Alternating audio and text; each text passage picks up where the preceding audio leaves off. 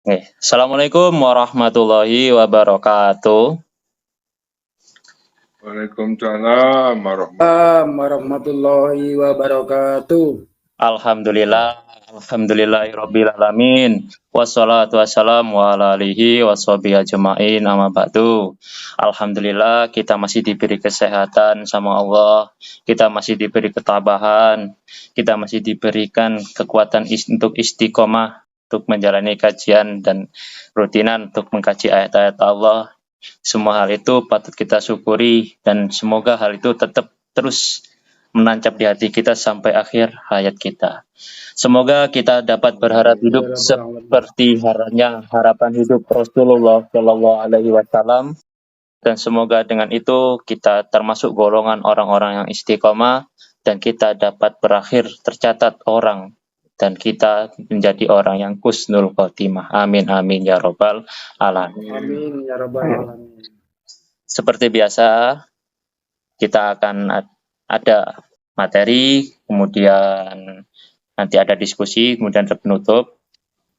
Nah, tentunya sekarang temanya yaitu larangan berbuat gulu dalam agama. Surat An-Nisa ayat 171 dan 172. Hari ini pematerinya yaitu Pak Hadi. Untuk mempersingkat waktu, saya persilakan Pak Hadi untuk mengisi materi pada tema pertemuan minggu ini. Monggo, Pak Hadi, waktu dan tempat saya persilahkan.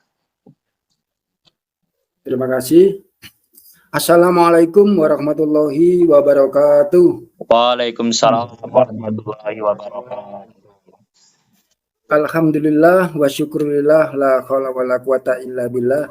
Asyhadu an la ilaha illallah wahdahu la syarikalah wa asyhadu anna Muhammadan abduhu wa rasuluh la nabiyya ba'da.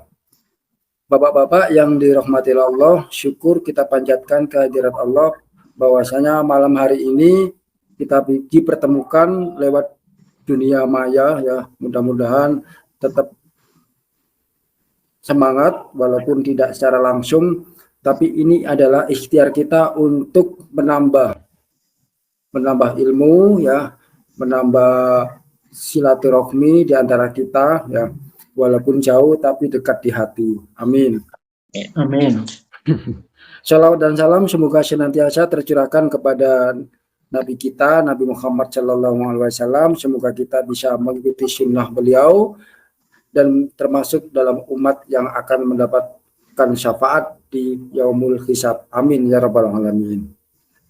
Bapak-bapak yang dirahmati Allah, izinkan pada malam hari ini saya menyampaikan hasil belajar saya mengenai berbuat hulu ya.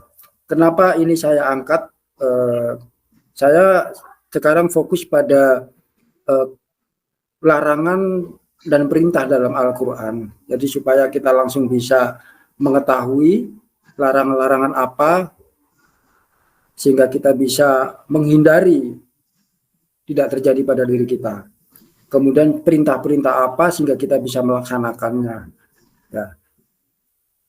Banyak sekali larangan-larangan dalam Al-Quran, termasuk ini adalah kesekian kalinya larangan, yaitu larangan berbuat hulu dalam agama. Saya angkat surat An-Nisa ayat 171, 172. Silakan jenengan buka Al-Quran, kalau ada Al-Quran ya,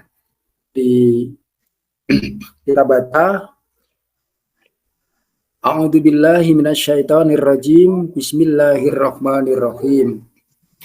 Ya ahlal kitabi la taghlu fi dinikum wa la taqulu 'alallahi illal haqq.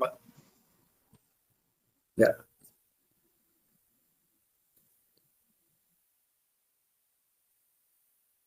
Innamal masihu Isa bin Maryam Rasulullahi wa kalimatuhu alqaha ila Maryam wa ruhum minhu. Fa'aminu billahi wa rasulih wa la taqulu salasatu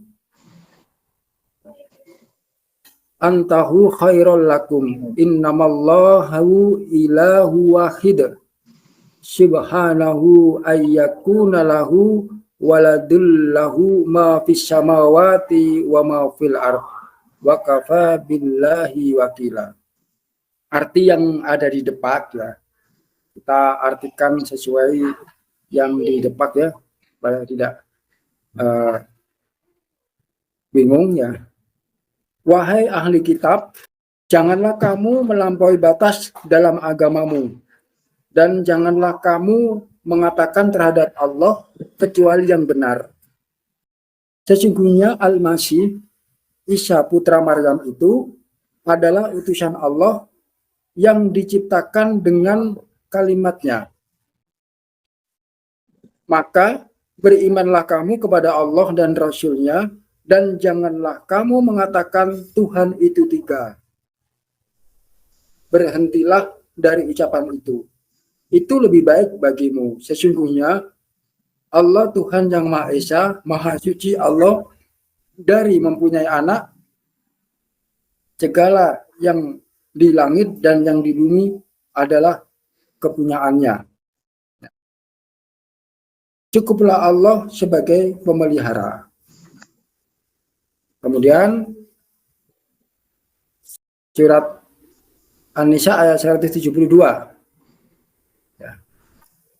La yastakifa masihu ayyakuna abdan lillahi walal malaikatul muqarrabun wa may yastankif an ibadatihi wa yastakbir fayakhshuruhum ilaihi jami'a.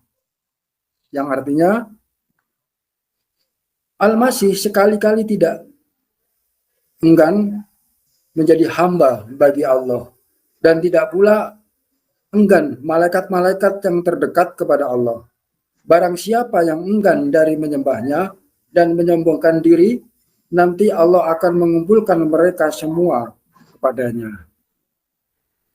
Kalau sudah kita membaca Al-Quran, kemudian kita baca terjemahan, kita akan mendapatkan satu pemahaman. Nah, kita akan berbeda-beda nanti pemahamannya. Itu satu karunia Allah ya. Ternyata kita diberikan macam-macam pemahaman supaya nanti kita bisa berbagi.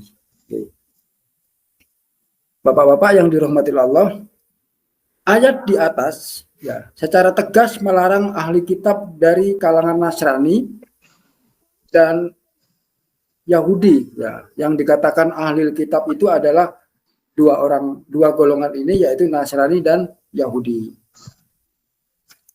untuk melakukan ghulu dalam menjalankan agama ya, agama Allah. Sesungguhnya penyimpangan kaum Nasrani berawal dari perbuatan mereka yang ghulu dalam beragama. Ya.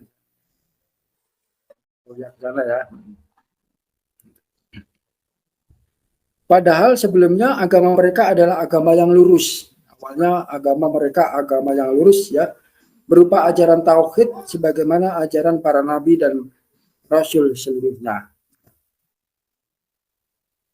Pengertian ghulu ya, dalam kamus ini Lisanul Arab disebutkan bahwa asal kata ghulu diambil dari kata ghola yaghlu, yang secara bahasa artinya melampaui batas ya, melampaui batas atau berlebih-lebihan. Karena itu harga suatu barang yang melampaui batas nanti disebut juga ghola. Ghulu yang dimaksud dalam surat An-Nisa 171 di atas ialah ghulu dalam urusan beragama. Dengan demikian, pengertian ghulu secara syariat adalah berbuat melampaui batas, baik dalam keyakinan maupun dalam amalan, yang justru membuatnya menyimpang dari apa yang telah ditetapkan oleh syariat. Sebagian ulama mengatakan bahwa ghulu dalam agama berarti melampaui batas dengan menambah-nambah dalam memuji sesuatu atau mencela sesuatu hingga menyimpang jauh dari apa yang menjadi haknya. Itu Itu dari sudut bahasa. Kemudian larangan berbuat hulu ini ada dalil yang memang itu diharamkan. Hulu terdapat dalam Alkitab, Al-Quran, dan As-Sunnah. Ini ada beberapa hadis ya, atau surat yang melarang ya. Dihubungkan dengan surat Al-Maidah ayat 77 ya. Bisa dibuka kalau nanti kesempat ya. Qul ya ahlal kitabi la taghulu fi dinikum ghairal haqq. Katakanlah, wahai ahli kitab, janganlah kamu berlebih-lebihan melampaui batas dengan cara tidak benar dalam agamamu. Itu dalam surat Al-Maidah ayat 77 ya. Kemudian sebuah hadis yang diriwayatkan oleh Ibnu Majah ya. Ya ayuhan nas iyyakum wal hulu fiddin fa innahu ahlaka man kana qallakum hulu fiddin. Wahai manusia, waspadalah kamu sekalian terhadap hulu di dalam agama. Sesungguhnya yang membinasakan umat-umat sebelum kamu hanyalah sikap hulu dalam agama mereka. Itu hadis riwayat Ibnu Majah. Kemudian hadis yang lain dalam Bukhari disebutkan la taduruni kama adarani nasoro ya Ibnu Maryam ya fa innama ana abduhu faqulu abdullahi wa rasuluhu. Janganlah kamu memuja-mujaku berlebih-lebihan, Nabi Muhammad itu. Janganlah kamu memuja-mujaku berlebihan seperti orang-orang Nasrani memuja-muja Isa putra Maryam. Karena aku hanyalah seorang hamba, maka katakanlah hamba Allah dari utusannya. Nah, itu beberapa hadis ya. Nabi Muhammad mengingatkan kita untuk tidak berlebih-lebihan dalam memujanya.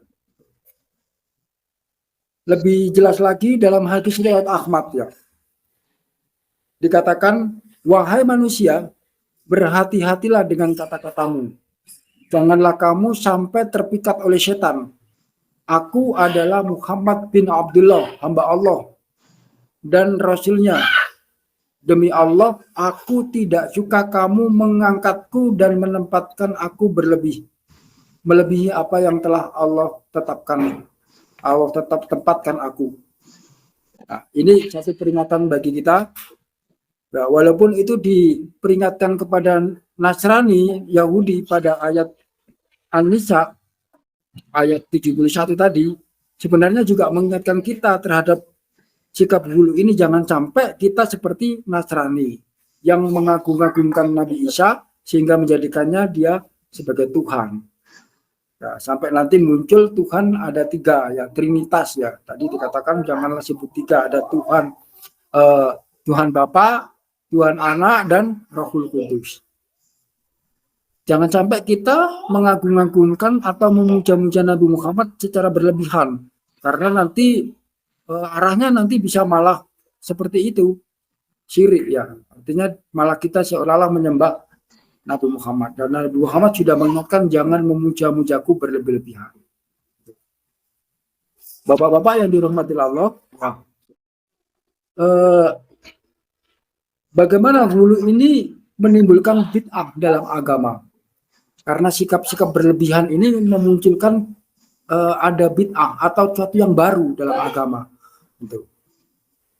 Hulu dapat mengakibatkan pelakunya terjebak dalam perbuatan bid'ah. Ya. Bid'ah adalah perbuatan yang dikerjakan tidak menurut contoh-contoh yang telah ditetapkan, termasuk menambah atau mengurangi ketetapan.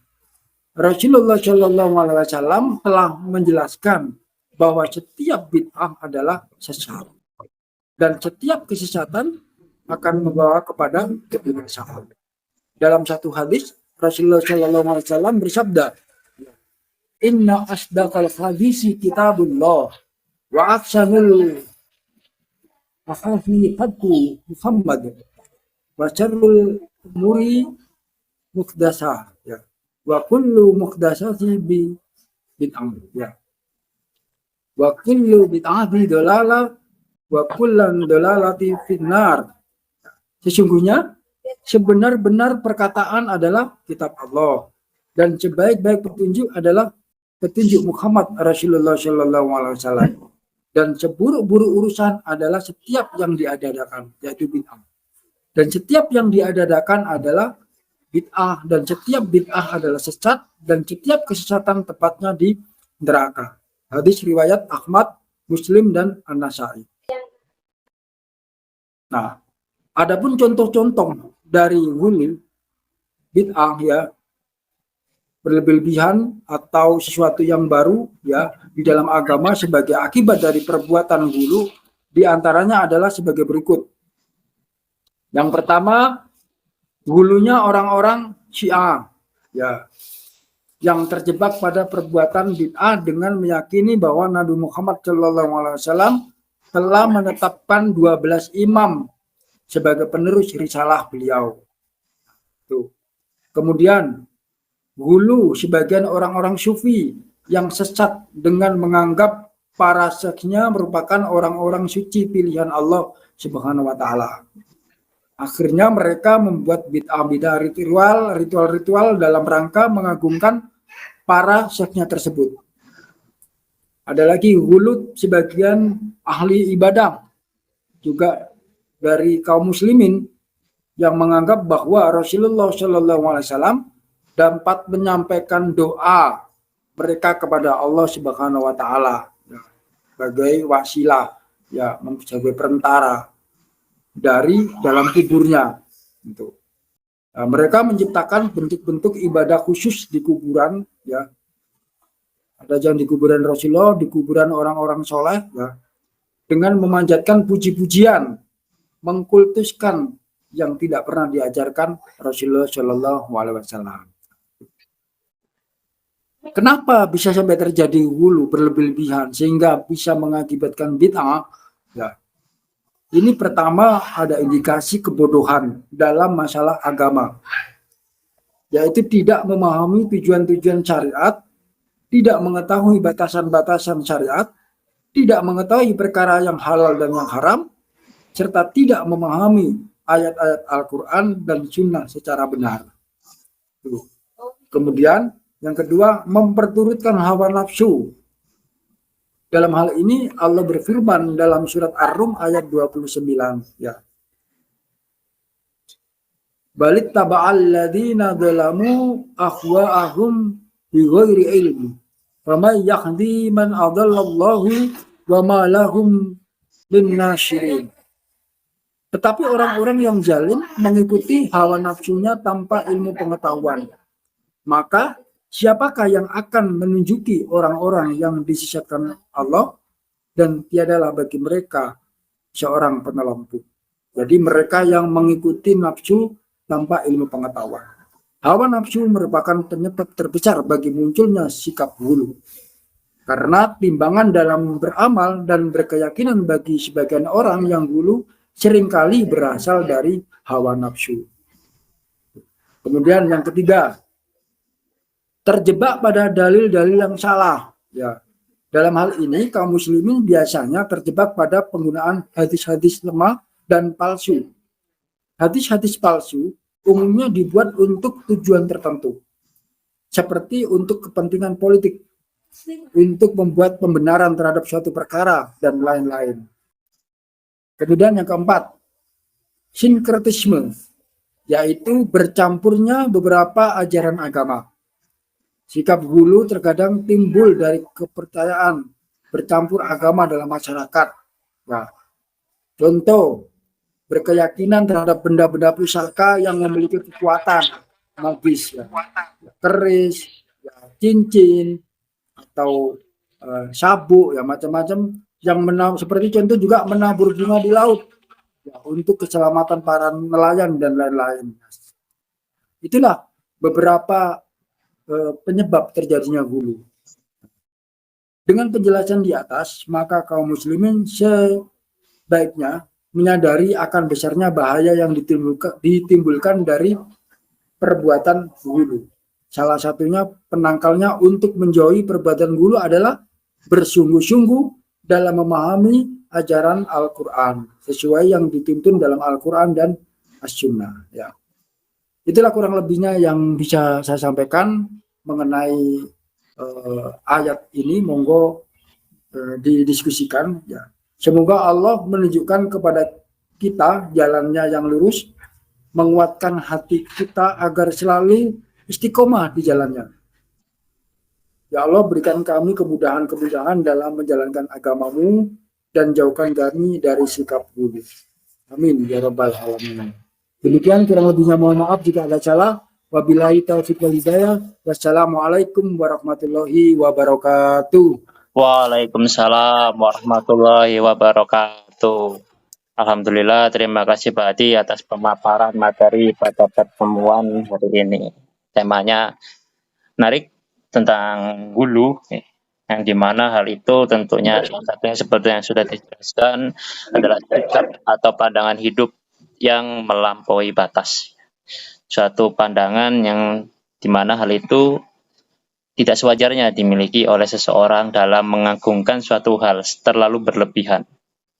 Nah, tentunya sekarang sudah waktunya masuk fase diskusi. Nanti kalau ada yang ingin ditanyakan monggo, kalau ada yang memang ingin didiskusikan monggo, kalau ada yang ingin nambahi atau ada yang memang ingin koreksi ya monggo. Masih Kang, izinkan saya untuk menanggapi dahulu tentang tema pada hari ini dan apa yang sudah dijelaskan oleh Pak Adi tadi.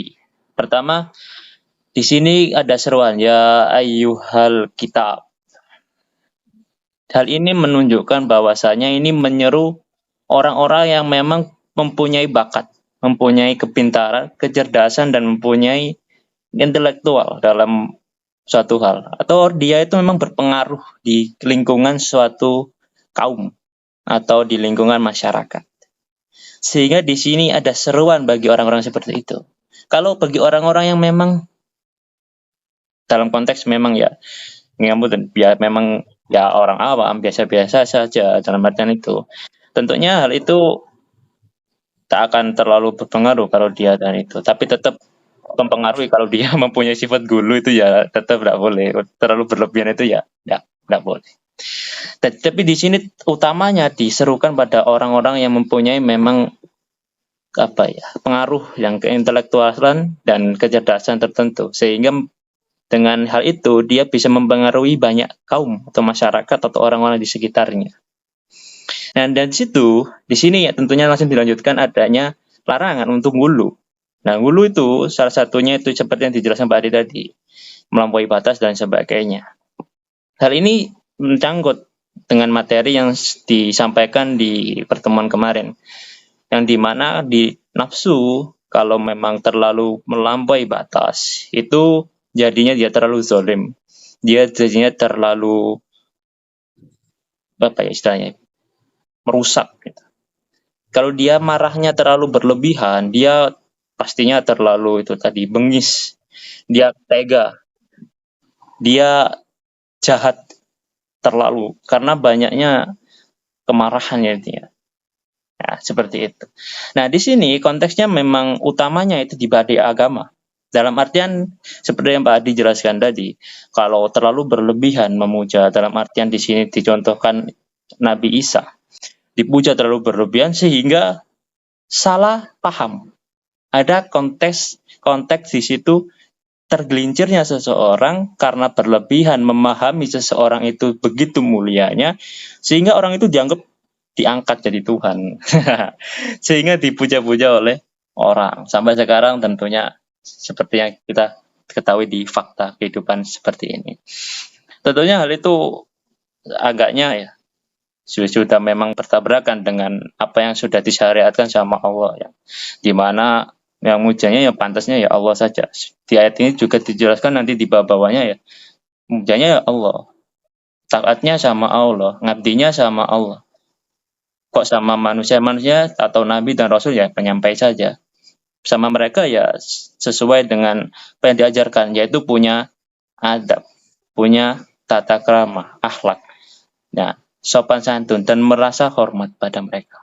Seperti yang di surat Al-Hujurat itu dijelaskan kan, bagaimana tata cara kita menghormati Rasul, bagaimana tata cara kita bersikap hidup dan punya akhlak pada orang-orang yang dimana hal itu notabene punya pengaruh di masyarakat. Nah, kita punya adab, kita punya rasa hormat, kita punya sikap yang baik, kita punya ya kita itu. Tapi kita merasa merendah, terlalu merendah, ya jangan. Karena kita terlalu merendah itu ya hanya pada Allah. Sama mereka, tetap kita punya adab dan akhlak, merasa hormat itu maksudnya. Tetap kita merendah, maksudnya nggak terlalu menyombongkan diri rendah, tetap kita itu. Tapi dalam konteks itu tadi, kita inginnya adab seperti yang diajarkan oleh Rasulullah, bagaimana menyikapi dan bagaimana kita menghadapi orang-orang yang memang tingkatannya sudah dengan perjalanan hidupnya mencapai titik kemuliaan. Salah satu hal itu perlu diapresiasi juga. Selain di mana kita tidak boleh terlalu berlebihan menganggap dia itu dipuja-puja. Syekh Abdul Qadir Al-Jailani dikatakan di banyak-banyak itu kan sebagai rajanya wali dan sebagainya. Tapi Syekh Abdul Qadir Jailani sendiri bilang, statementnya itu, saya itu lebih suka dianggap manusia biasa yang taat sama Allah dan rajin sholat. Itu statementnya di mana saya sangat suka mendengar dari seorang yang luar biasa seperti Syekh Abdul Qadir Jailani, yang di mana hal itu dianggap orang-orang dewa-dewakan. Padahal Syekh Abdul Qadir Jailani itu bilang seperti itu. Tapi di lain sisi ada seorang yang memang dia itu notabene di mana dianggap ulama. Dia itu dianggap wali. Tapi dia itu terlalu menyombongkan dirinya sehingga dia menganggap gini, saya itu wali. Saya itu melebihi kewalian dari Syekh Abdul Qadir Jailani dan di bawahnya lagi dan lain sebagainya. Sehingga dia menganggap dirinya begitu mulia di hadapan banyak orang. Nah itu wulu. Kebablasan menganggap dirinya sampai membesar-besarkan dirinya. Sebenarnya biasa saja. Tujuan orang untuk jadi wali itu patut atau kita harus jalani dan kita tempuh jalannya. Tapi mau jadi atau enggak, Allah kita itu seperti apa, kita tidak boleh menilai dalam artian kita mengakui dan menyatakan diri seperti ini kita. Pokoknya mengakui diri kayak itu tadi, orang itu tadi. Wali saya melebihi Syekh Abdul Qadir Jailani sebagainya. Tidak perlu. Biarkan orang lain menilai sendiri bahwasanya kita itu sampai mana, terserah. Ya. Entah sesampainya di sini, sampainya itu lebih baik atau lebih buruk, terserah. Kayak Syekh Abdul Qadir Jailani, saya lebih suka itu dianggap orang biasa yang taat sama Allah dan rajin sholat. Itu menunjukkan bahwasanya dirinya itu terserah anggapan mereka seperti apa kepada saya. Yang penting saya itu inginnya patuh sama Allah, inginnya hidup syukur sama Allah, saya inginnya rajin sholat. Saya inginnya tepat waktu terus ketika sholat. Adzan saya sudah datang sebelum adzan. Wow, adalah Abdul Qadir Jailani luar biasa. Itu sebagai satu panutan yang dimana contoh dimana nggak sampai terlalu berlebihan menganggap orang itu ya biasa-biasa aja. Dan di sini konteksnya memang agama, tapi secara luas sikap berlebihan itu tentunya tidak baik pada semua hal, terutama pada saat kita sedang melakukan pekerjaan, kerjasama atau bisnis. Kalau konteksnya kerjasama, sosial, budaya, sosial. Konteksnya kajian dan sebagainya, atau berdiskusi tentang keilmuan, menentukan sebuah peraturan. Tentunya berlebihan dalam melakukan hal itu dalam arti sudah melampaui batas standar yang sudah ditentukan. Hal itu tercap tidak baik. Hal itu tentunya tercap malah akan ini ditanyakan nanti. Apakah banyak maslahatnya kepada umat atau malah banyak mudaratnya? Tentunya kalau terlalu berlebihan, pastinya kalau ditangkap itu banyak mudarat. Dalam artian di masyarakat ini terlalu berlebihan seperti ini, masyarakat ngikut nggak? Ya ke ahli kitab, intelektualnya sudah tinggi, ngikut-ngikut saja bisa. Tapi kalau di masyarakat awam, kita nggak memikirkan mereka, kita tinggalkan mereka? Tidak juga. Tidak mungkin kita seperti itu. Makanya kita juga harus memikirkan secara luas bagaimana masyarakat awam juga ikut terjangkau, juga ikut terangkul, sehingga saling jalan enak gitu. Nah, situlah dimana menghindari sikap gulu itu udah sampai berlebihan. Dan di sini wala taqulu salasa. Wala taqulu salasa. Di situ menjelaskan memang jangan mengatakan Tuhannya ada 3. Di tafsir lain, saya itu senang gini, itu ada yang menjelaskan seperti ini. Jangan kamu tuh menyatakan sikap atau pandangan hidup qul yattaqulu, bahwasanya di kehidupan ini menggunakan sistem kehidupan trinitas yang dimana menunjukkan sebuah piramida yang satu di mana dia yang kuat menindas banyak yang di bawah. Nah itu jangan, karena hal itu pernah terjadi di sejarah Arab jahiliyah dulu dan menyebabkan banyak kemudaratan di masyarakat. Dan itu salah satu alasan kenapa Nabi Muhammad memang benar-benar inginnya menunjukkan suatu konsep yang dimana itu ditegakkan dengan nilai-nilai Al-Quran. Nah, itu dimana hal itu jangan diulang lagi. Maksudnya kalau kita lihat tadi, kita coba lihat di kehidupan, istilahnya. Apakah kehidupan ini sikapnya atau bentuk kehidupan sistemnya itu saling menindas? Apakah saling mendukung? Apakah saling menjatuhkan? Ataukah saling mendorong? Ataukah saling merangkul? Ataukah saling gotong royong? Ataukah saling gepuk-gepukan? Otot-ototan, tonjok-tonjokan? Ataukah saling membangun? Nah, itu kan itu. Kalau kita lihat ini, jangan sampai berbentuk gitu tadi. Salasun. Nanti pasti akan terurai kayak gambar tadi segitiga, ada matanya tengah satu. Di situ hanya jadikan satu konsep sebuah kebatilan yang bisa membuat sebuah piramida yang akan menindas banyak orang. Hanya elitnya saja yang bisa mempunyai kewenangan menguasai segala hal yang bisa mereka impikan. Sehingga yang di bawah tidak bisa mencapai keinginan dan keimpian mereka. Nah, gitu. Jadi jangan sampai ke situ. Kalau ilah situ, hati-hati ya, gitu lah istilahnya ayatnya itu. Hati-hati ya. Kalau ada seperti itu, koreksi diri. Ya, jangan sampai seperti itu. Kalau terjebak, ya kita bangunlah. Jangan terus-terusan di situ. Masa udah ahli kitab masuk di situ saja. Ayo ditolong yang masih itu, orang-orang yang masih belum bisa sampai dirangkul sekalian supaya mereka tidak sampai ikut-ikutan ke situ. Kalaupun nanti tidak sampai di situ, ternyata malah dihina dan sebagainya, ya kita harus ya ayyuhalladzina amanu isbiru wasabiru warabitu wattaqullaha la'alakum tuflihun. Ali Imran ayat 200. Itu yang kita gunakan kekuatan mental sabar dan kestabilan kesabaran kita untuk tetap konsisten menjalani hidup dengan nilai-nilai Al-Quran. Nah, seperti itu. Di ayat yang 172 itu menyatakan bahwasanya jangan nyombongkan diri dong. Yang orang pintar-pintar itu ahli kitab yang punya intelektual tinggi, belajarnya yang mumpeng, yang punya kelebihan di antara masyarakat. Jangan terlalu menyombongkan diri Anda di hadapan Allah dan di hadapan makhluk yang telah diciptakan Allah yang punya segala bentuk pemahaman. Seperti yang dikatakan Pak Adi tadi, orang itu unik, banyak pemahaman yang mereka miliki, sehingga perlu kita hargai. Hargainya kita kepada mereka, salah satu bentuk kita menghargai ciptaan Allah dan apa yang Allah berikan kepada mereka. Ya, asal nggak sampai melampaui batas. Ya, itu asal nggak sampai gulu melampaui batas. Nah, seperti itu. Jadi kita sikapnya ya jangan sampai terlalu sombongkan diri. Nah, itu yang bisa saya sampaikan dan saya tanggapi dari ayat dan pada tema hari ini, tentunya tentang gulu dan bagaimana gulu itu di ayat 171 dan 172 di surat An-Nisa. Yang benar dari Allah, yang salah dari diri saya sendiri. Assalamualaikum warahmatullahi wabarakatuh.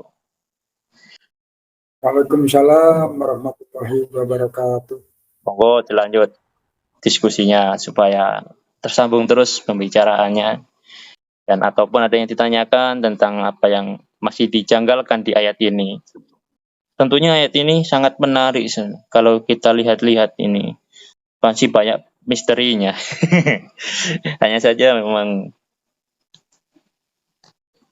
ya fokusnya tadi memang ke hulu ya. Jadi hulunya yang dibahas. Assalamualaikum warahmatullahi wabarakatuh. Waalaikumsalam warahmatullahi wabarakatuh. Warahmatullahi wabarakatuh. Alhamdulillah. Asyukurillah wa nikmatillah la haula wa la quwwata illa billahil. Allahumma sholli ala Muhammad wa ala. Semoga kita sehat semua ya. Amin. Ya, sehat, tambah takwa, tambah iman, kualitas imannya. Ya juga tambah bisa menteladani Nabi kita Muhammad Shallallahu Alaihi Wasallam. Amin ya Rabbal. Amin. Amin ya rabbal alamin.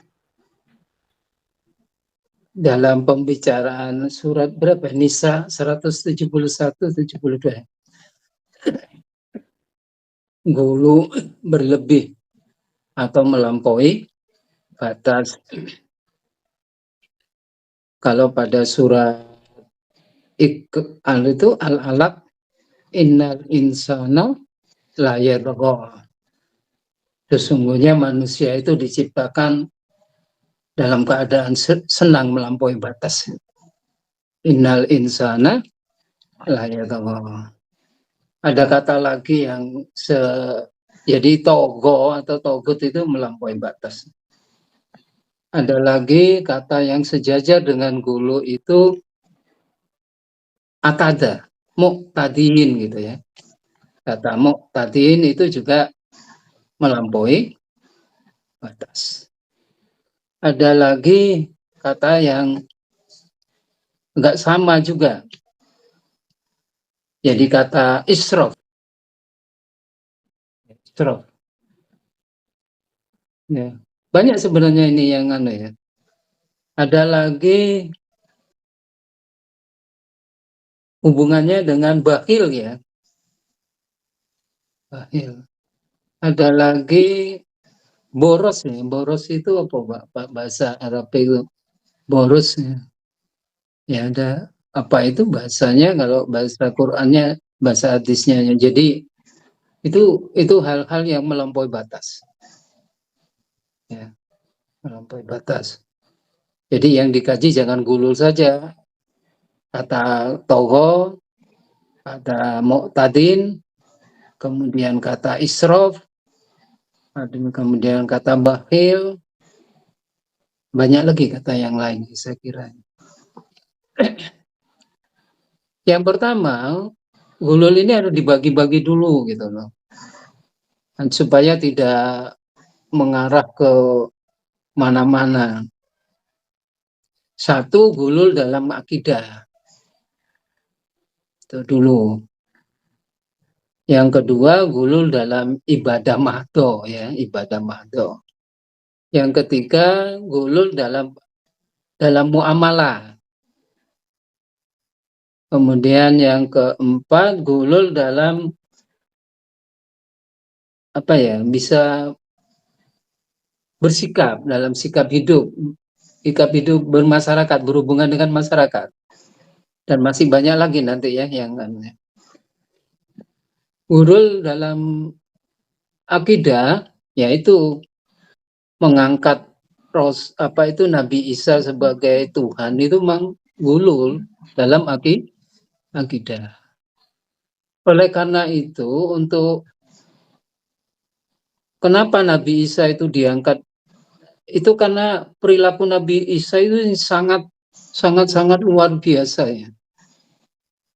Oleh karena itu, begitu Nabi Muhammad diangkat jadi Rasul, itu tidak ingin Nabi Muhammad itu dijadikan sebagai Tuhan. Nabi Muhammad itu kalau makan itu diperlihatkan. Makan itu di luar dia. Ngajak temannya, bahwa dia menunjukkan bahwa saya ini biasa, masyarakat biasa gitu. Jangan diremehkan pertunjukan Nabi waktu makan, Terus Nabi ke pasar. Qurannya ada itu, karena saya sudah mengkajinya itu ya. Jadi ini saya mau buka salah satu makna apa itu? Makna Idul Fitri kan makna salah satunya itu kembali makan. Makan itu menunjukkan bahwa kita itu makhluk yang lemah gitu. Manusia itu nek gak mangan lesu, mati. Maksud Tuhan terus mati kan nggak bisa.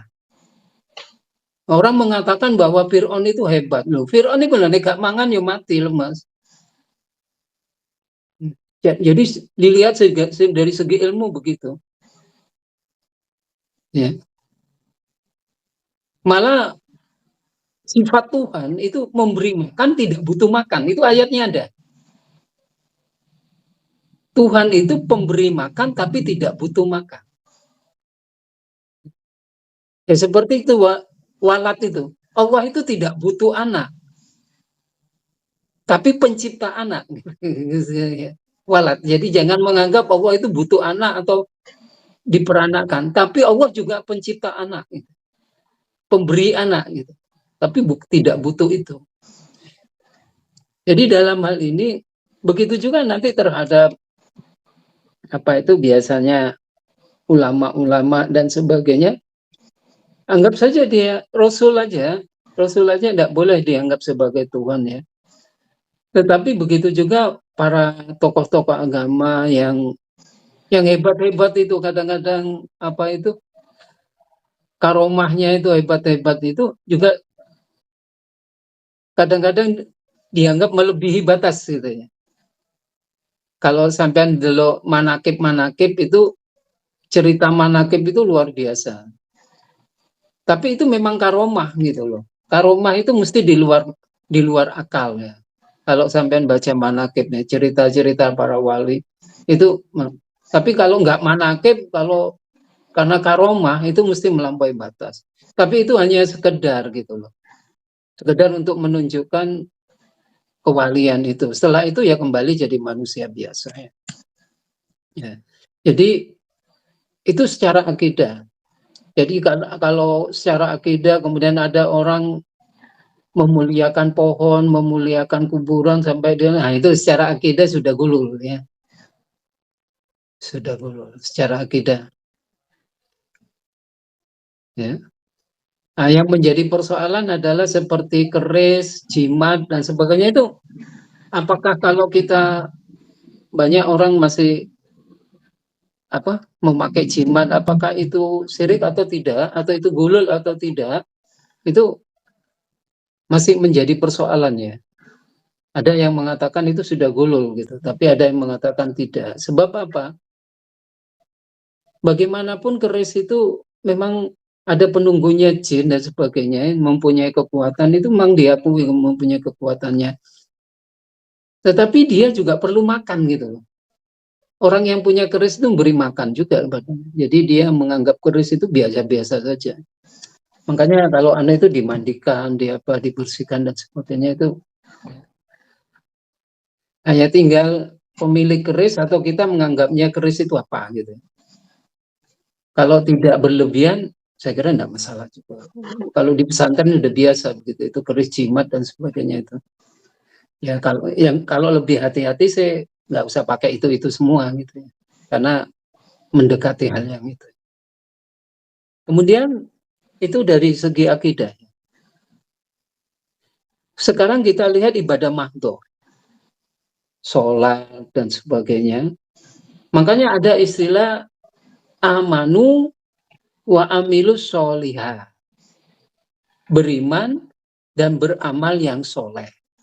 Kata solaha itu berarti sesuai, pas dengan aturan, pas dengan kemampuan, pas dengan contohnya, itu solihah. Jadi kata solaha itu pas, sesuai. Ya. Kalau tidak sesuai itu berarti sudah bisa mengurangi, bisa melampaui gitu. Begitu juga mengamalkan kita sholat umpamanya, terus mau niru Nabi kakinya sampai bengkak gitu ya. Loh iya Nabi kuat, sesuai dengan kemampuan Nabi. Tapi kalau kita kira-kira terus kakinya bengkak, terus besoknya nggak bisa kerja, kan repot kita. Ya, jadi harus sesuai. Ya, harus sesuai. Terus sampai bengi terus sholat terus besok kerjanya amburadul, nggak sesuai. Jadi disesuaikan dengan kemampuan. Dalam ibadah manto itu sesuai dengan ibadah manto, ya. Sesuai dengan kemampuan.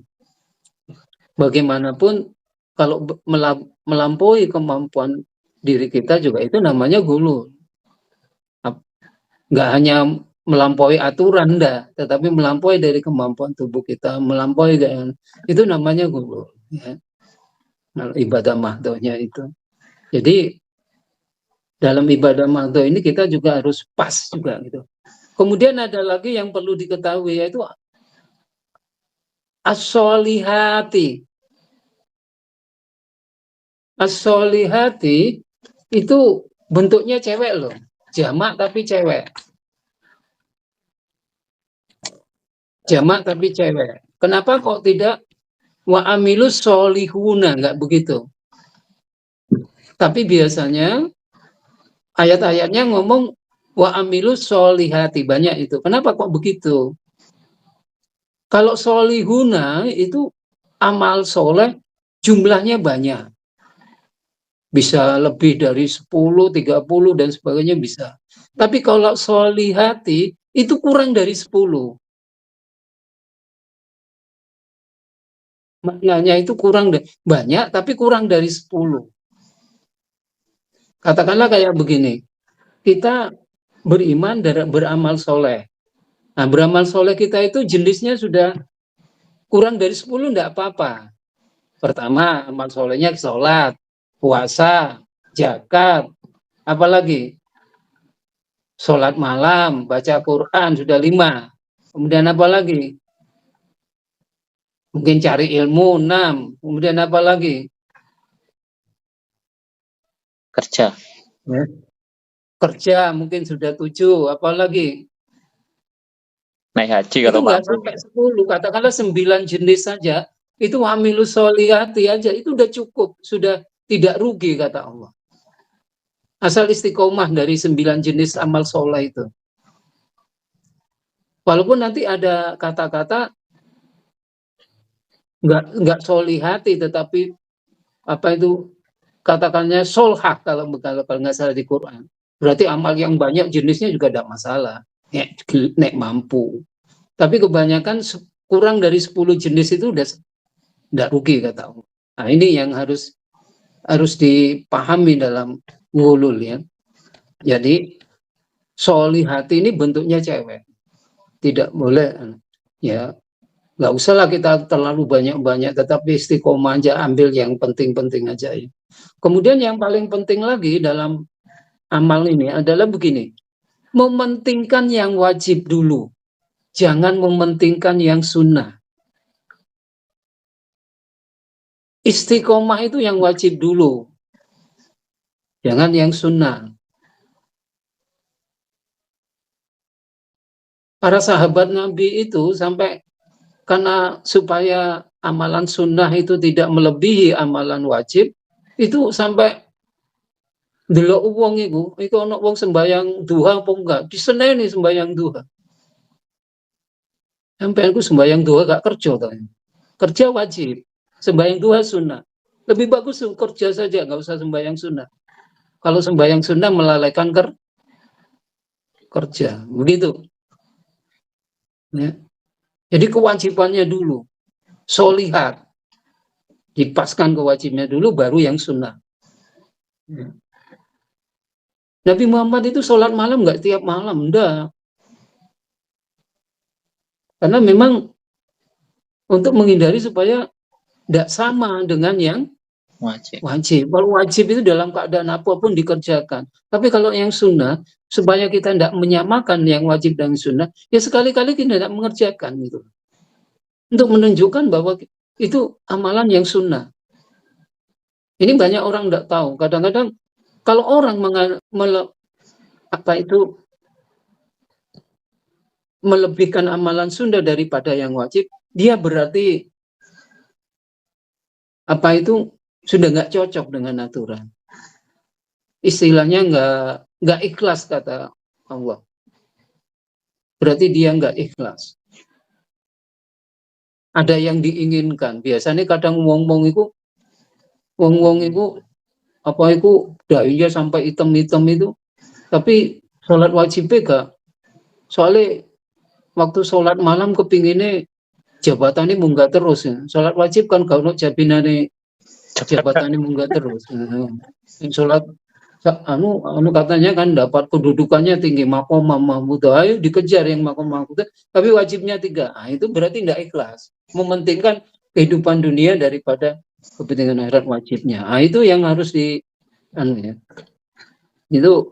Itu namanya nanti gulul gitu loh, mementingkan sunnahnya.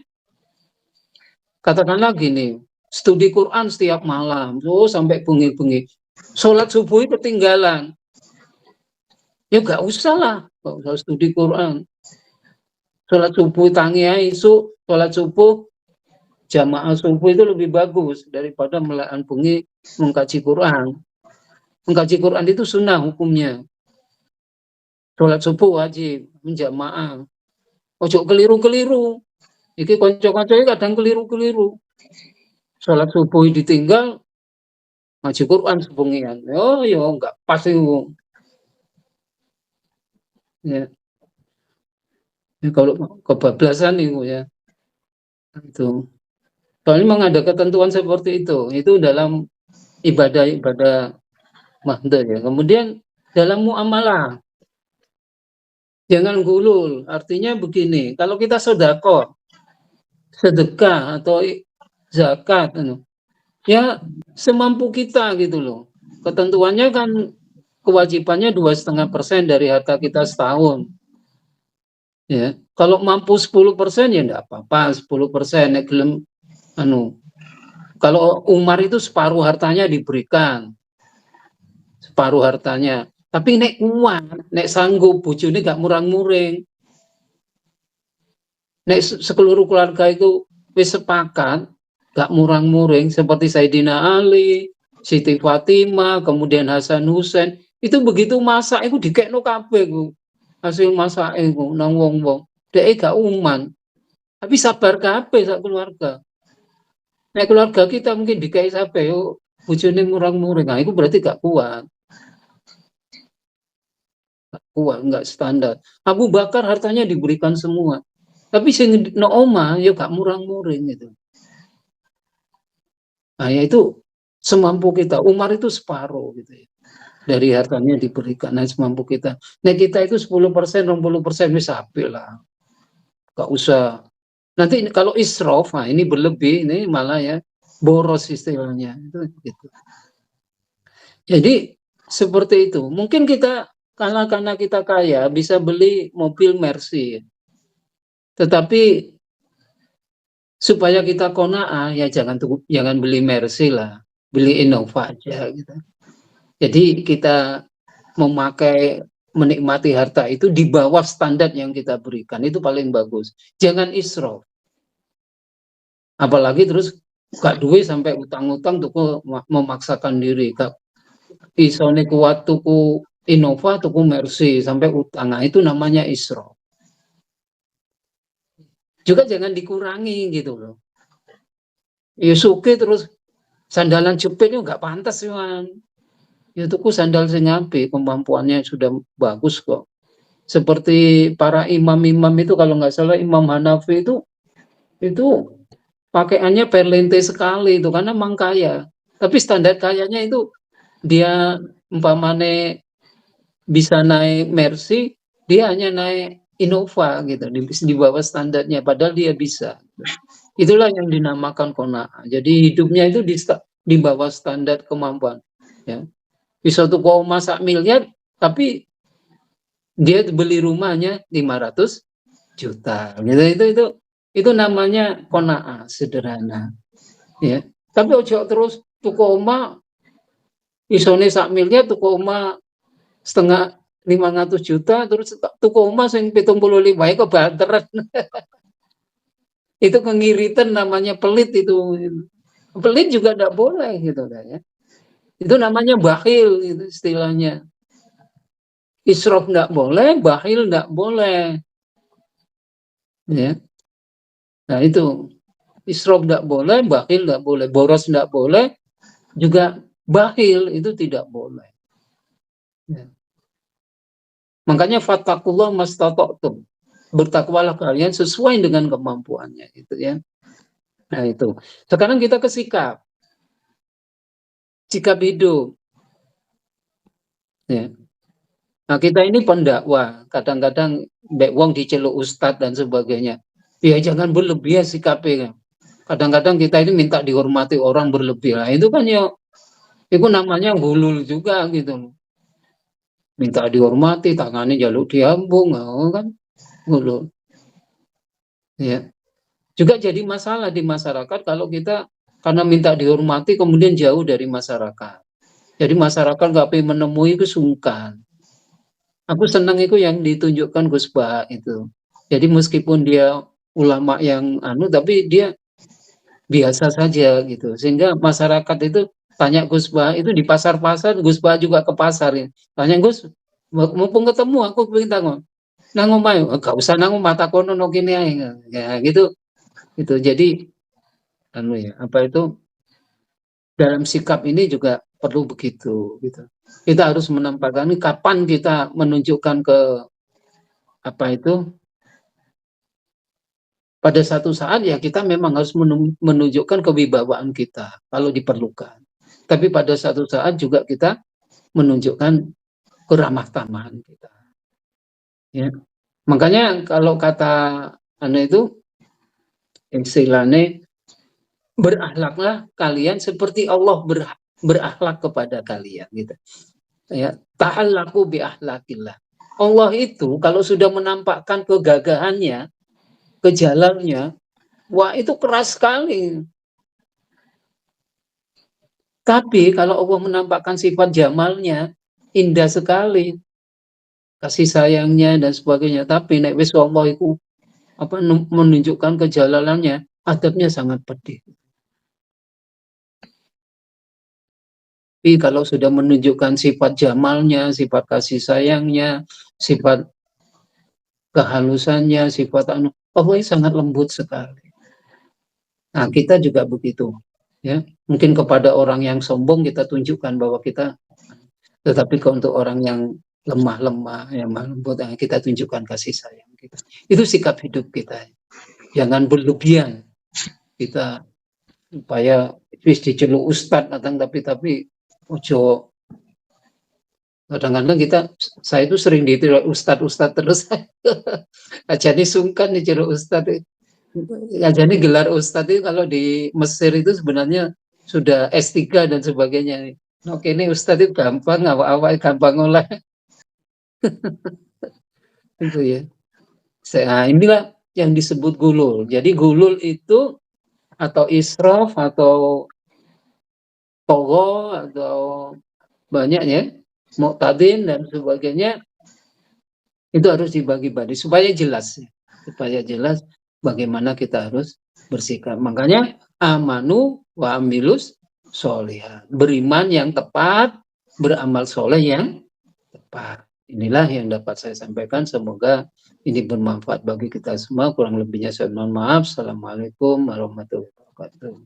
Waalaikumsalam warahmatullahi wabarakatuh. Waalaikumsalam warahmatullahi wabarakatuh. Terima kasih Pak Sukri atas penyampaiannya tentang tema pada hari ini, gulu. Jadi sudah jelaskan Pak Sukri tadi bagaimana itu gulu akhlak, gulu sikap, gulu kemudian apa tadi sosial, kemudian gulu bersikap pada masyarakat seperti apa. Jadi gulu itu perspektif dan pandangannya dari sudutnya itu luas. Jadi bagaimana kita sikapnya. Jangan terlalu berlebihan, jangan juga terlalu pelit-pelit. Jadi terlalu berlebihan ya jangan. Kalau mampu beli mercy, kita kinya kona'ah, jangan sampai itu. Jadi belinya ya biasa-biasa saja. Tapi jangan terlalu beli-beli pelit-pelit amat sampai tidak punya gitu. Bisa memanfaatkan nanti ya kan repot juga padahal mampu gitu kan ya. Jadi seperti itu. Jadi Jadi semakin luas tentang pemahaman tentang hulu tadi, bagaimana disangkutkan pada ayat-ayat yang lain juga seperti itu. Ayo monggo langsung dilanjut aja ini untuk diskusinya biar lebih menarik pembahasannya tentang hulu tadi. Dari apa yang disampaikan Pak Hadi, kemudian Pak Sukri tadi, sangat luas sekali hulu itu ternyata bisa sampai seperti itu. Padahal kita di ayatnya cuma tahu melampaui batas gitu aja. Oh ternyata bisa sampai seperti itu ya di kehidupan. Oh ya, kita kan menarik gitu seperti itu. Enggak, jadi kita enggak hanya pas baca ngulu, enggak hanya lampu ibadah saja, tapi seperti itu pemahamannya. Seperti yang sudah dijelaskan oleh Pak Di sama Pak Sukri tadi. Monggo, ini langsung kalau memang ini ada yang dibahaskan atau diteruskan, monggo. Karena tadi tentang hulu itu. Seperti apa di kehidupan. Monggo Pak Sunaryanto, Pak Heru, Pak Saiful, Pak Solikil, Pak Badi ini. Monggo. Assalamualaikum warahmatullahi wabarakatuh. Waalaikumsalam warahmatullahi wabarakatuh. Nah, punten terlambat lagi. Tidak apa-apa Pak. Alhamdulillah saya mengikuti tadi yang disampaikan dan alhamdulillah sudah menambah pengetahuan saya, menambah wawasan saya tentang surat An-Nisa ayat 171 dan 172. Walaupun terang saya masih nul pudul. Oleh karena itu, alhamdulillah saya bersyukur bisa diizinkan bergabung di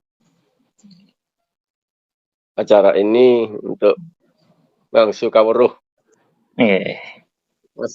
Masih nul pudul. Oleh karena itu monggo silakan dilanjut. Saya tak monitor dan tak mudah-mudahan banyak yang bisa saya serap. Matur nuwun, monggo dilanjut. Pak Saiful, terima kasih, amin. Kita sama-sama belajar juga ya namanya seperti ini. Alhamdulillah kita bisa sharing ini juga. Alhamdulillah. Salah satu yang perlu kita syukuri dari Allah yang diberikan kepada kita masih bisa saling berbagi keilmuan dan kita bisa ambil hikmahnya. Tuh. Tentunya seperti itu. Ya, alhamdulillah Pak Saiful. Monggo Pak Sunaryanto ini baru ini. Monggo Pak Sunaryanto. Baik, Assalamualaikum warahmatullahi wabarakatuh. Waalaikumsalam. Waalaikumsalam warahmatullahi wabarakatuh. Saya sebagai pendatang baru, untuk itu saya hanya memperkenalkan diri saja. Jadi terutama kepada ini Pak Derli yang baru kali ini yang ketemu, Pak Sukri dan Pak Soligil. Saya izinkan saya memperkenalkan diri, saya ini biskemnya di Masjid Rototul Jannah Bandulan ini. Bersama Pak Hadi dan Pak Saiful Bakri, juga Pak Heru, ada Pak Sugeng.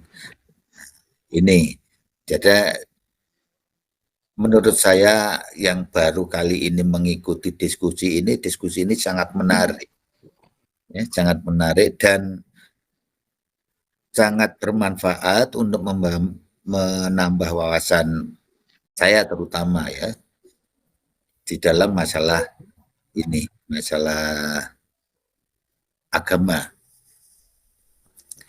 Nah, oleh karena itu ya kita harapkan diskusi akan tetap berlanjut. Dan untuk penjelasan tentang hulu tadi yang sudah disampaikan oleh Pak Hadi, Pak Derli, dan Pak Sukri, itu kalau digabungkan sudah sangat lengkap.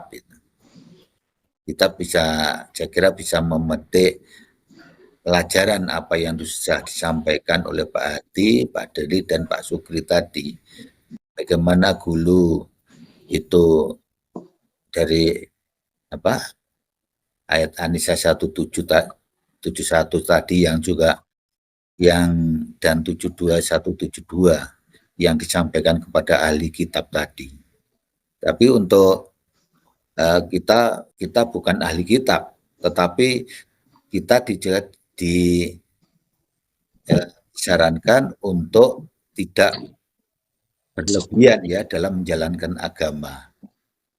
Berlebihan dalam menjalankan agama dalam ini berarti bermakna dalam banyak hal, dalam hal beribadah, tadi sudah dijelaskan, banyak dalam hal bersikap, dan sebagainya sudah banyak dijelaskan oleh Pak Sukri tadi.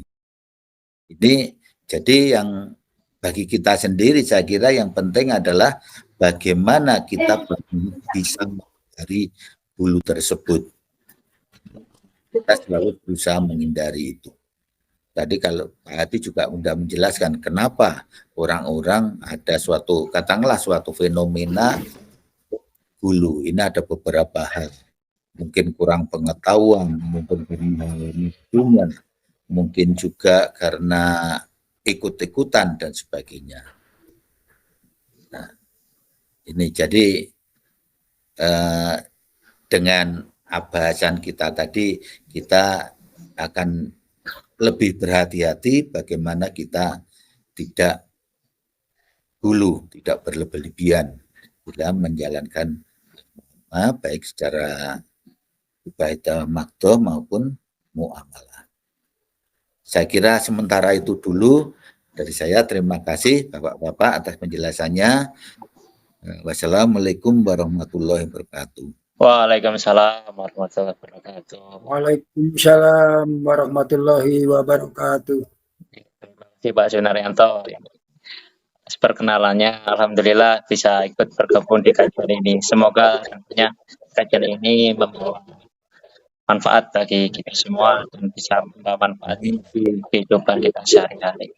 Bisa bermanfaat juga di masyarakat. Alhamdulillah kita juga bisa bergerak di sosial media,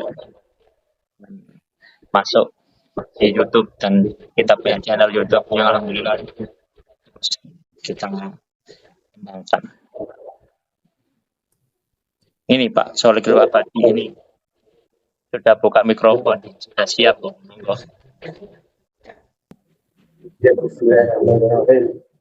Assalamualaikum warahmatullahi wabarakatuh. Waalaikumsalam warahmatullahi wabarakatuh. Bismillahirrahmanirrahim. Alhamdulillah. La haula wala quwwata illa billah.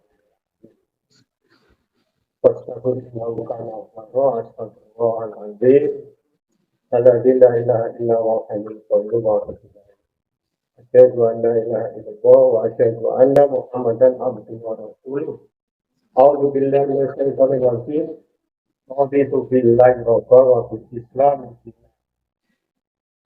Terima kasih yang berhormat para jamaah yang dimuliakan oleh Allah. Semoga kali ini kita mendapatkan hidayah sehingga hidayah ini bisa tertanam dalam hati dan bisa kita amalkan dalam sehari-hari dalam kehidupan kita sehari-hari. Salawat berkasalan selalu kita sampaikan kepada Nabi Muhammad Sallallahu Alaihi Wasallam, Muhammad wa ali Muhammad. Saya izin untuk sedikit saja menanggapi tentang hulu, di mana tadi dijelaskan hulu itu adalah melampaui batasannya. Nah, lawannya hulu ini ada taksir. Taksir itu tidak mencapainya, atau yang disebut dengan di dalam ajaran agama Islam kita itu harus berusaha menghindari daripada yang pertama itu, yang paling berat adalah syirik, khurafat, takhayul, dan apa yang dijelaskan tadi itu kalau berlebihan dalam agama itu disebut bid'ah. Namun dalam hal ini Islam itu kan sebuah agama yang menjadi karunia kehidupan kita. Karena Islam itu adalah din yang sempurna, dan sangat sempurna sekali. Jadi Al-Quran dan Sunnah itu sudah sangat sempurna. Tidak perlu disempurnakan lagi, karena itu kita kitabnya itu kepada Al-Quran dan tuntunannya kita menyentuh Kanjeng Nabi Muhammad SAW. tentu agama yang disebut dengan agama Islam itu kan adinul Islam, inadina, indallah, Islam, itu Islam, berarti yang sangat sempurna.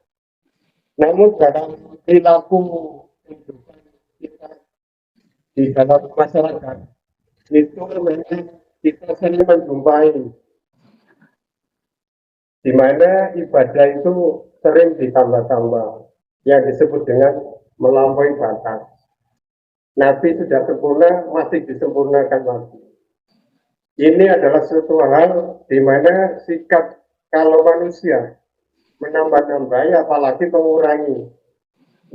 Menambah juga mengurangi itu tidak pas. Itu adalah sebuah sikap yang tercela. Jadi sikap tercela itu dilarang. Kita selaku umat memang ada keterbatasan sebagai manusia, sampai kita sering lupa dan terbatas semuanya. Namun dengan demikian kita paling tidak harus menggunakan petunjuknya Allah dan tuntunannya Rasulullah. Agar apa? Agar kehidupan kita itu benar dan bahagia. Tidak jauh dari syariat. Karena syariat Islam itu sebuah keadaan yang paling indah dan pokok dalam pengamalan kehidupan kita sehari-hari. Tidak sulit Islam ini. Namun tidak boleh dikurangi, juga tidak boleh dilebih-lebihkan. Menyangkut hal ini, karena itu kalau kita melampaui batas dari batasan syariatnya, aturannya, itu bisa dilarang, membencinya. Dan kita itu kadang-kadang diancam neraka. Namun saya tidak membahas tentang guru atau takdir, tapi saya akan mengambil sebuah sikap, yaitu wasatiyah.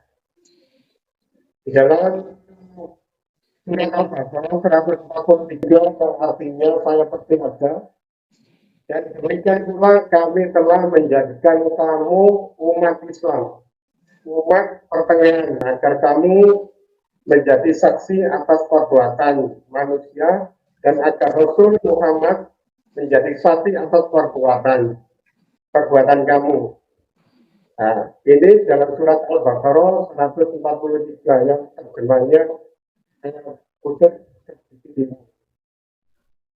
ini jelas bahwa umat Islam itu yang paling disukai Allah itu di tengah-tengah. Artinya itu pas untuk melaksanakan syariat itu pas, tidak berkurang juga tidak berlebih. Kalau saudara kalau Islam dalam mengerjakan sholat lima waktu sehari semalam itu juga pas, cukup ditambah sunah-sunahnya.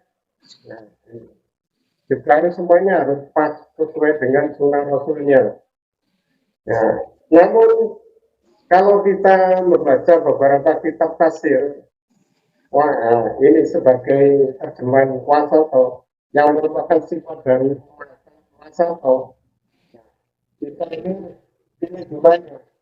Ini yang suka jangan kelebihan apa yang kurang atau suka yang wasato.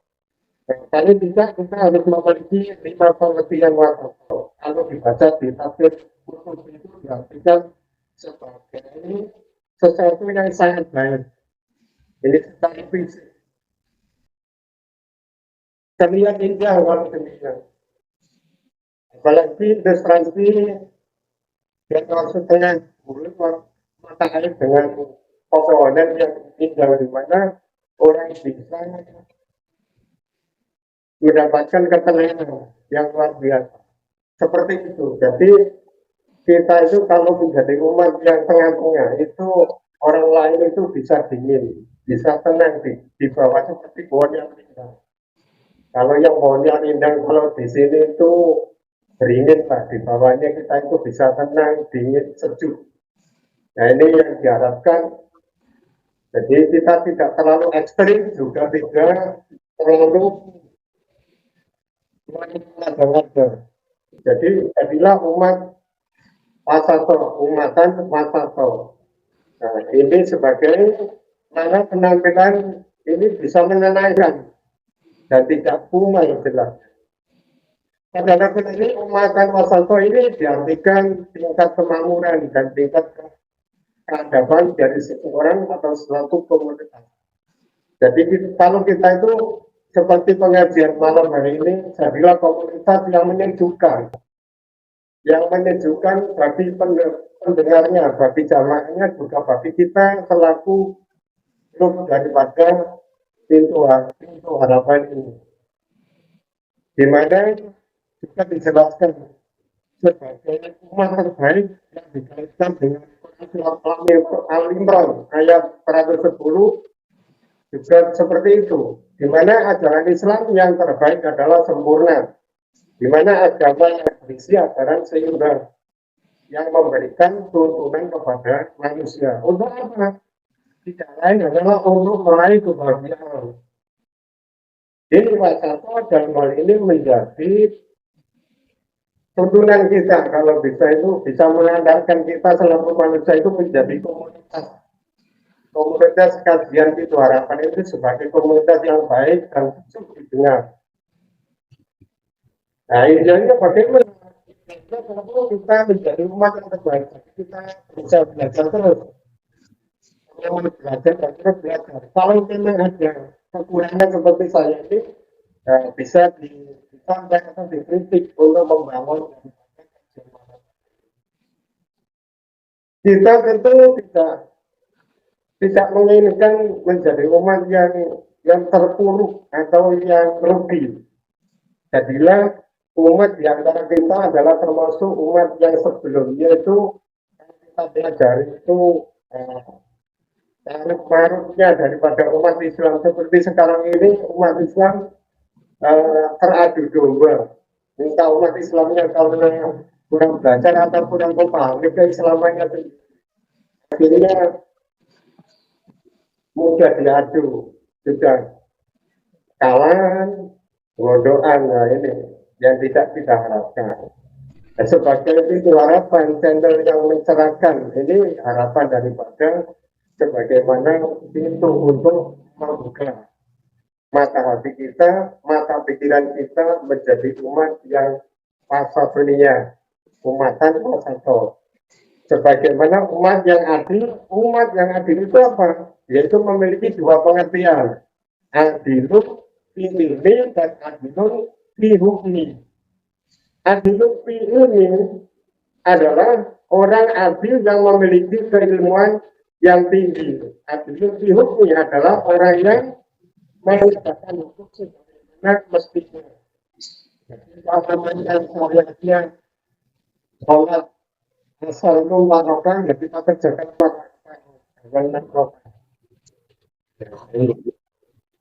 menegakkan hukum sebagai mestinya, tidak dikurangi juga tidak boleh menegakkan aturan tanpa pandang bulu, siapapun yang melanggar daripada aturan hukum, itu hukum agama itu juga kita ingatkan. Kita tegur. Kalau tema tidak ya kita tinggalkan. Kita dengar, kalau bandel kita tinggalkan. Ini adalah sebuah hal agar kita bisa menjadi adil. Adil kedua-duanya itu tadi. Kalau dikaitkan dengan surah Al-Maidah ayat 8 itu jelas, tegas, supaya tidak memutuskan sesuatu itu secara subjektif, apalagi didasarkan dengan suka atau tidak. Nah, ini adil juga berkaitan dengan sikap kita kalau berperilaku di mana digambarkan bahwa bagaimana nasabiyah ini atau disebut sebagai nilai-nilai wasobiah Islam. Jika diamalkan akan menjadi cara kita menciptakan tata dunia, tata klub yang damai, rukun sesama. Nah, kita juga antar manusia rumah tangga, tetangga, dan masyarakat, rukun. Ada 7 hal di antaranya. Yang pertama adalah ini kalau kita sebut sebagai perilaku proporsional, dan itu dengan tanggung jawab. Kami sebut dengan ikhtiar. Kedua itu tawazun, seimbang. Jadi Islam itu mengajari kita keseimbangan antara ukhrawi dan duniawi. Antara yang material dengan spiritual, antara yang individual dengan yang komunal. Yang ketiga itu tasamuh atau toleransi. Karena kita hidup dalam masyarakat yang berbeda, maka perlu ada sikap toleransi. Kita tahu kehidupan masyarakat, khususnya Islam, itu berbagai macam cara bertingkah laku maupun cara beribadahnya itu sangat berbeda-beda dan banyak macam. Nah ini kalau kita ambil di mananya, kalau kita ambil di kiri atau di kanan, kita bisa terjerumus. Maka kita ambil tengah-tengah yang pas, tidak melebih-lebihkan ajaran agama, juga tidak mengurangi pelaksanaan ibadah daripada mereka. Jadi kita harus tasamuh atau toleransi, karena kita hidup dalam masyarakat ini berbeda. Nah, ini harus kita sikapi dengan tegas. Namun kita harus punya prinsip dasarnya apa? Itu berkeyakinan bahwa kita itu hidup bermasyarakat harus bertasamuh, dan keyakinan kita itu harus kita pedomani dan kita laksanakan dalam sehari-hari. Ya tidak dulu, tidak kecil. Nah, itu kalau toleransi itu atau kita harapkan selaku grup daripada pintu harapan. Yang keempat yaitu suro atau permusyawaratan. Dalam penyelesaian masalah diperlukan permusyawaratan. Kalau kajian ini kurang pas umpamanya di antara kita itu beda pendapat, itu memang wajar.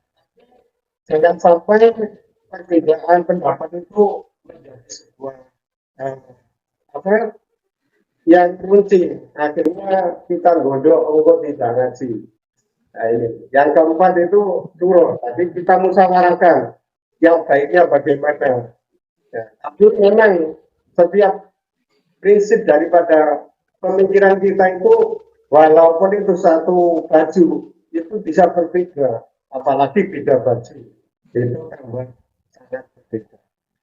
Yang kelima itu harus Islam. Kita laksanakan Islam. Sampaikan jika terjadi persoalan. Islam ini juga berarti pembaruan untuk memperbaiki daripada pengajian ini dalam permasalahan yang timbul. Nah, yang timbul. Karena apa? Ketimbulan ini kadang-kadang tidak sengaja, namanya pendapat. Memang kebenaran yang harus kita bawa. Ini sehingga kita harus dikasih uang sepertinya. Ini. Lalu yang kedua itu khutbah.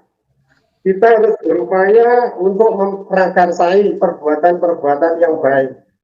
Lalu bagaimana? Yang paling penting di dalam kehidupan ini adalah teladan atau contoh. Bukan hanya ngomong. Tapi yang paling penting adalah perilaku. Nah ini yang harus kita upayakan. Di samping kita ngaji juga perilakunya harus pas. Kalau bisa kita harapkan sebagai pelopor inisiatif yang mulia. Yang terakhir yaitu muwatona, berkaitan dengan kehidupan kita ini yang berbangsa dan bernegara. Sikap wasatiyah ini juga berpengaruh terhadap pengambilan keputusan. Menurut keputusan ini yang dimana peraturan-peraturan yang dibuat ini harus bisa kita mewarnainya. Jangan sampai aturan-aturan yang dibuat oleh yang berkewenangan ini bertentangan dengan dari kehendak daripada keadilan yang menyeluruh dalam kehidupan bermasyarakat bernegara di negara Indonesia ini. Jadi harus diputuskan yang terbaik karena memberikan jalan tengah ini yang paling baik tidak bisa tidak gembosi. Jadi solusinya yang paling baik adalah agar semuanya ini menjadi bagus, agar tidak berlebihan dalam mengamalkan ibadah, tidak namanya baik, ya, jika tidak percaya yang lain-lain seperti percaya keris, kurofat, tahayul, apalagi menuju syirik, ini jangan sampai ke sana. Nah, agar kehidupan kita ini solusinya di semuanya itu harus kita hindari. Marilah kita ambil jalan tengah. Artinya gitu. Jadi jadilah wasatiyah Islamiyah dalam kehidupan kita berbangsa dan bernegara. Jangan sampai kita itu jangan sampai kita itu menambah sebuah aturan yang sudah diterapkan oleh Allah Rasul. Kalau lebihnya demikian, ya, mohon maaf yang sebagainya. Apa yang mau kami sampaikan bisa dicerna dan bisa dijadikan sebuah bahan renungan. Akhirnya, Iya. Waalaikumsalam warahmatullahi wabarakatuh. Terima kasih Pak Abadi atas tanggapan pada hari ini, pada tema hari ini. Tentang bagaimana penghulu, ya jangan sampai terlalu berlebihan. Umpamanya sholat sudah tentukan asar 4 waktu, kangge semangatnya saya tak coba 6 waktu. Gitu kacau itu. Apalagi sudah 6 waktu, kemudian dia berargumentasi, ini seharusnya benarnya 6 waktu. Waduh, malah kacau lagi. Jangan sampai seperti itu. Lalu diumumkan waduh malah kacau lagi. Jangan juga sampai dikurang-kurangi. Sudah 4 waktu, saya lagi males dan mampunya 2 waktu aja. Sudah tak 2 waktu. Padahal tidak perjalanan jauh, cuman 1 meter dari rumahnya. Itu kan malah kacau juga. Jadi seperti yang dijelaskan Pak Abadi tadi, jangan seperti itu. Kita harusnya sesuai pas komposisi yang sudah dicontohkan oleh Rasulullah. Wajibannya seperti itu 5 waktu, bagaimana subuh dan sebagainya. Kemudian puasa bagaimana, zakatnya bagaimana gitu. Seperti itu tadi. Dan kemudian golongan, kita jadi golongan yang bisa itu tadi bermanfaat bagi masyarakat tentunya. Seperti Sobia dan sebagainya. Alhamdulillah itu tambahan dan banyaknya wawasan sehingga menambah keilmuan kita, dan semoga itu bisa jadikan hikmah bagi kehidupan kita. Alhamdulillah.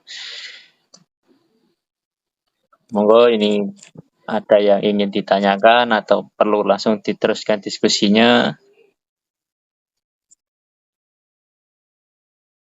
Ini Pak Heru tadi gabung dari tadi kok nggak ada tanda-tanda suara atau tanda-tanda kameranya hidup ini. Pak Herunya ada. Ya, mungkin Pak Herunya masih tuh.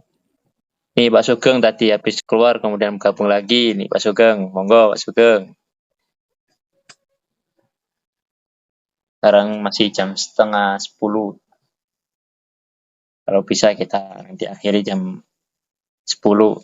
Kalau memang tidak ada lagi ya tidak apa-apa, kita akhiri sekarang juga tidak apa-apa. Assalamualaikum warahmatullahi wabarakatuh. Waalaikumsalam warahmatullahi wabarakatuh.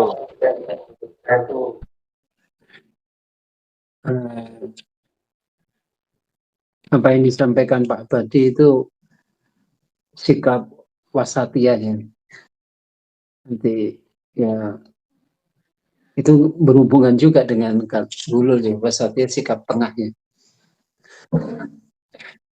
Kemudian yang ingin saya jelaskan, salah satu yang lagi tren sekarang itu, kita menghadapi khilafiyah itu jangan bersikap fanatik ya, atau gulul artinya. Kalau sudah khilafiyah berarti itu ya namanya khilafiyah ya berarti tidak bisa diselesaikan gitu ya, tidak bisa diselesaikan. apalagi sudah ribuan tahun, tak bisa diselesaikan. Memang pengambilan sikapnya berbeda gitu ya, berbeda. Saya ambil contoh ya. Sekarang yang lagi ngetren, soal apa? Sekarang lagi ngetren nih. Kebangetan. Sampai dituduh kafir barang ini ya. Yaitu soal musik ya. Oh ya, musik. Iya. Hukum musik itu hilafiyah. Ada yang mengharamkan mutlak, ada yang menghalalkan dengan syarat gitu ya. Dengan syarat. Ya kita jangan salah satu ini kadang-kadang yang mengharamkan mutlak memaksa, yang membolehkan itu ikut pendapat dia, yo geger mesti ya. Karena ini sudah khilafiyah. Jadi kalau sudah khilafiyah itu yo nek sampean yakin haram ya sudah laksanakan saja, tapi jangan menyalahkan yang membolehkan tapi dengan syarat. Ya. Sudah khilafiyah memang. Nanti kalau kita mau bahas, nanti ini lagi saya nulis tentang musik itu persoalannya sebenarnya di mana itu ya. Nanti. Ini kan gara-gara khilafiyah dipaksakan pendapatnya kepada yang bersangkutannya tidak bisa. Itu musik. Katakanlah kayak khilafiyah masalah kunut subuh ya. Yang satu berpendapat bahwa kunut subuh itu kunut nazilah. Kalau ada persoalan baru Kunut. kita kunut. Karena ada pembunuhan sahabat Nabi, Nabi kunut gitu ya. Itu kunut nazilah. Tapi ada hadis-hadis juga yang mengatakan bahwa Nabi itu subuh itu soal kunut juga gitu. Hadis-hadis. Sehingga Imam Syafi'i mensunahkan kunut subuh. Alasan Imam Syafi'i apa sih? Kalau sudah seperti begini, kalau Nabi pernah melaksanakan segala sesuatu, maka itu menjadi sunnah seumur hidup. Sambil contoh ya, satu sekali Nabi itu, tapi itu menjadi sunnah bagi kita, yaitu Nabi pada waktu subuh, pada waktu dengan sahabatnya itu tidur, kemudian bangunnya itu sekitar jam 8. Nggak sempat sholat subuh Nabi itu. Kemudian bila adzan, kemudian kodok sholat subuh gitu. Itu dalam kehidupan Nabi hanya terjadi sekali. Tetapi ajaran kodok sholat itu yang menjadi sunnah seterusnya. Kalau kita mungkin berkali-kali ketiduran, Nabi itu seumur hidupnya hanya sekali kebablasan keturun. Mungkin kita kebablasan berkali-kali. Nah itu. Jadi kalau Nabi pernah qadha sholat, meskipun sekali, itu menjadi pelajaran bagi kita untuk membenarkan qadha sholat. Gitu ya. Walaupun ada yang mengatakan qadha sholat itu tidak boleh. Tapi Nabi pernah melaksanakan. Kalau sudah pernah melaksanakan begitu, ya apa kabeh dibantah. Wong Nabi pernah melaksanakan. Gitu ya. Begitu juga kunut. Karena Nabi pernah melaksanakan kunut, jadi akhirnya menjadi sunnah. Karena Nabi pernah melaksanakan. Itu. Ya. Perkara kunut itu jadi kunut nazilah, yang kalau ada masalah baru kunut, ya tidak masalah. Tapi jangan memaksakan karena ini khilafiyah, tidak bisa selesai. Karena sudut pandangnya beda. Sudut pandang antara Imam Syafi'i dan Imam Hanafi yang tidak pakai kunut ya, dan imam yang lain ya sebagainya. Nah, itu sudut pandangnya beda. Kalau sudut pandangnya udah beda begini, oh yuk dipokso, nggak iso. Tuh, ya. Nanti kalau sudah masalah bid'ah umpamanya, pemahaman bid'ah itu jangan dipaksakan gitu loh. Ya. Iku sing jarine kunut iku bid'ah kan ngono ya. Jarine gitu. Sing bener kunut nazilah. Ngene iki yo buyar lah.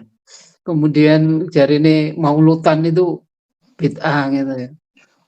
Karena pemahaman bid'ahnya apa yang tidak dikerjakan Nabi itu bid'ah lah. Kalau pemahamannya seperti itu yang bid'ah itu banyak gitu.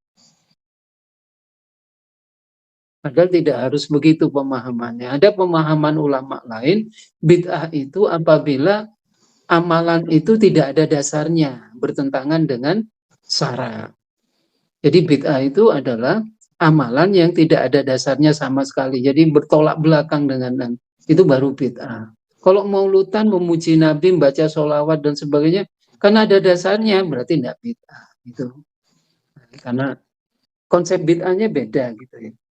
Apalagi Imam Syafi'i membagi bid'ah hasanah dan bid'ah dolalah. Ada yang bid'ah yang baik. Itu perbedaan pendapat yang semacam ini, ya gak usah sampai yakini sendiri, ya itu dilaksanakan, jangan berlebihan kita, jangan gulul gitu loh. Sikap kita tidak boleh gulul, perbedaan pendapat harus kita hormati. Ya. Dan masih banyak lagi itu yang begitu itu. Ya, yang lagi ini kan gara-gara ini sing musik ini kan gara-gara perbedaan pendapatnya itu apa syair itu bisa disebut pemusik, apa syair bisa disebut musik atau tidak, persoalannya yang mengatakan diterjemahkan pemusik tidak boleh itu akhirnya memaksakan pendapat bahwa syair bukan pemusik, tetapi yang menerjemahkan bahwa syair itu musik, ya akhirnya menerjemah itu dengan syair itu musik tidak masalah.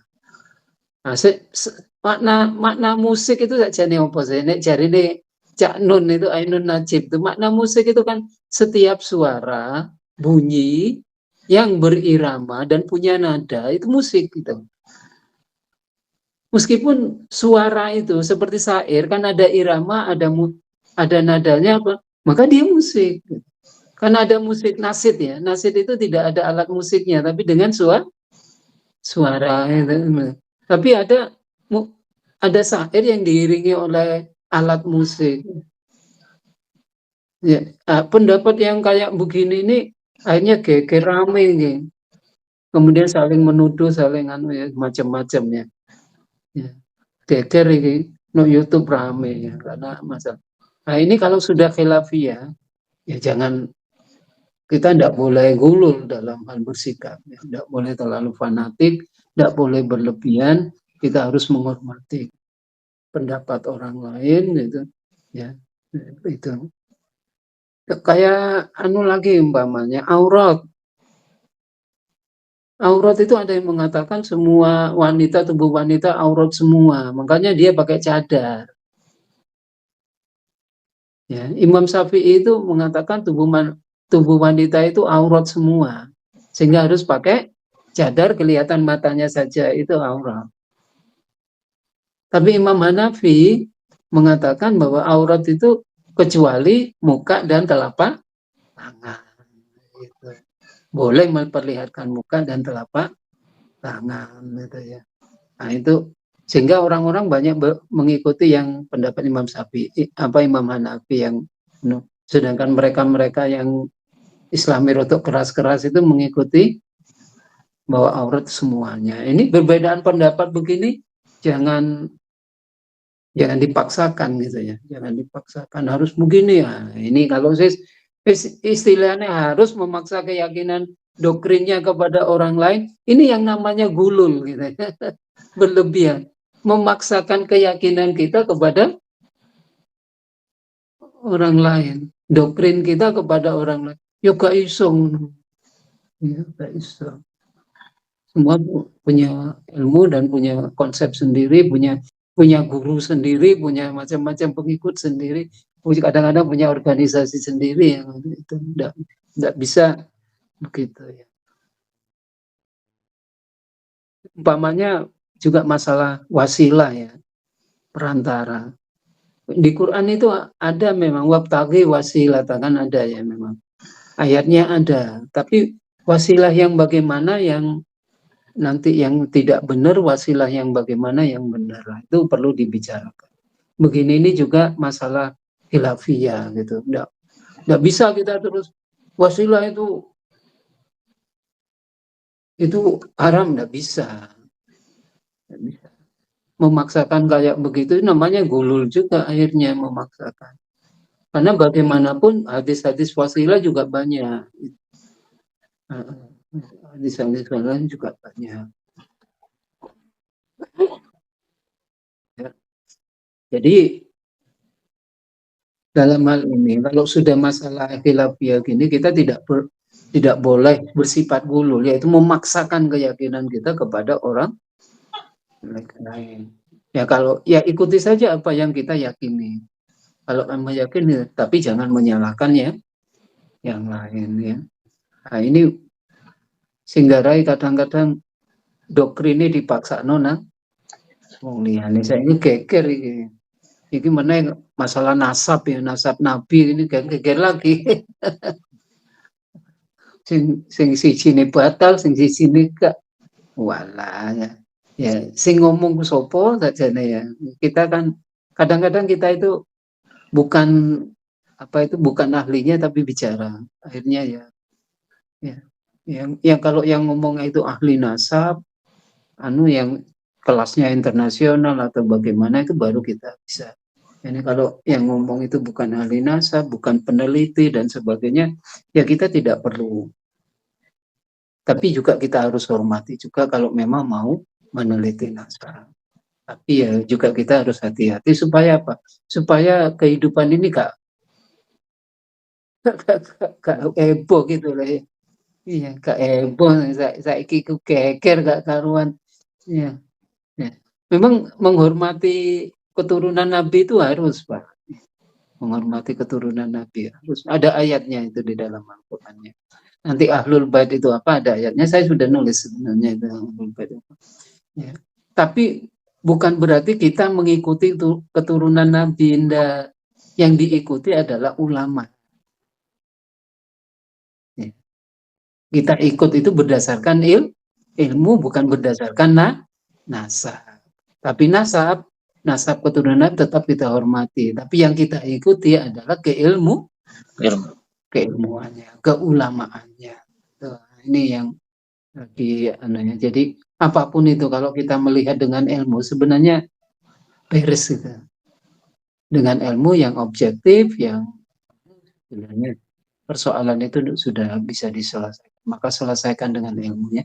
Nah, ini mungkin sebagai tambahan untuk kita tidak bersikap gulul ya, memaksakan kehendak kita kepada doktrin kita kepada orang lain. Kurang lebihnya saya mohon maaf. Assalamualaikum warahmatullahi wabarakatuh. Waalaikumsalam warahmatullahi wabarakatuh. Terima kasih Pak Supri atas tambahannya tentang bagaimana sikap guru itu di kehidupan sehari-hari ini. Apalagi tentang menyangkut hal viral memang kita tak bisa mendoktrin seseorang itu memaksakan kehendak bahwasanya pendapat ini yang pasti baik dan pasti benar. Kayak musik tadi, salah satunya ada yang menghalalkan, ada yang mengharamkan. Tentunya ada yang pro dan kontra pasti. Tapi di situ bukan berarti yang perlu harus saya yang pembela yang halal itu namanya. Berarti saya harus menghalalkan ini semampunya kan. Kayak nggak ada bahasan yang lain namanya dalam hidup ini itu. Kayak yang haram, saya itu wah ini haram dan sebagainya. Itu kan tidak gitu juga. Yang pasti kalau kita inginnya bangun, kalau kita inginnya membangun bersama, tidak perlu terlalu berlebih-lebihan dalam hal itu. Ya kita hargai ya. Kamu memang kalau memang yang ingin musik dan mengharamkan, ya tidak usah main musik, tidak masalah. Yang inginnya main musik karena memang itu halal ya monggo, santai saja. Yang penting nggak kayak gini. Dalam urusan agama yang memang itu istilahnya intim dalam hatian. Pamannya tentang menyangkut menghina Nabi dan sebagainya itu baru kita ya cocok yang menghina Nabi dan sebagainya perlu kita tentunya itu ya keliru. Itu perlu kita tegaskan kalau memang hal itu keliru. Makanya tidak ada yang membenarkan menghina Nabi itu boleh. ada tentunya hal itu. Nah, tentunya itu kalau hal itu dianggap ada yang membolehkan tentunya keliru. Hal itu tentunya perlu kita tegaskan. Tapi kalau masalah musik, masalah kayak khilafiyah, kunut dan sebagainya, hal itu kan 50-50 masih ya, karena masih ada dasarnya semua. Tapi kalau hal yang intim-intim kayak penistaan agama, penistaan Quran dan sebagainya, nah itu perlu ditindaklanjuti. Ya, itu yang perlu ditindaklanjuti sebenarnya. Tapi kalau hal yang khilafiyah ya biasa saja lah, kalau ada yang ikut ini ya ikut ini, kalau enggak ya enggak masalah gitu. Yang saya gini kan, kayak saya temui gini, ketika sholat subuh itu kan kunut. Seseorang itu sudah menganggap kunut itu kayak gerakan wajib, sehingga kalau nggak kunut subhanallah gitu. Nah itu kan ya kunut itu bukan, maksudnya kalau orang pemanya lupa ndak kunut, ndak perlu subhanallah, ndak masalah. Beda kalau pemanya orang sujud, waktunya naik, waktunya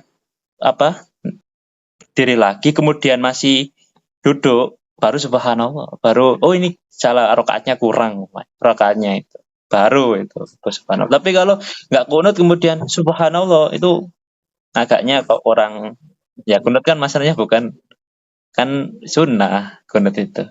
Nabi juga pernah kunut, pernah juga tidak kunut. Jadi perlu juga kita menambah wawasan bahwasanya ketika sholat subuh, pemanya imamnya pakai nggak lupa pakai kunut, ya tidak apa-apa, tidak perlu disubhanallah. Jadi tetap aja sholat seperti biasa. Ataupun ketika imamnya pakai kunut, ya jangan sujud sendiri itu. Aneh juga. Kalau makmum ini imamnya kunut, kalau sujud sendiri itu juga lucu, karena dia ngotot, saya tuh nggak pakai kunut, kan sholatnya juga perlu ikut imam. Jadi ya perlu itu. Tapi kalau sholatnya pemanya waktunya berdiri lagi, tapi tetap duduk di antara dua sujud, pada waktunya berdiri, nah itu baru subhanallah karena rakaatnya kurang. Makanya waktunya 4 rakaat jadi 3 rakaat kan kalau langsung duduk lagi.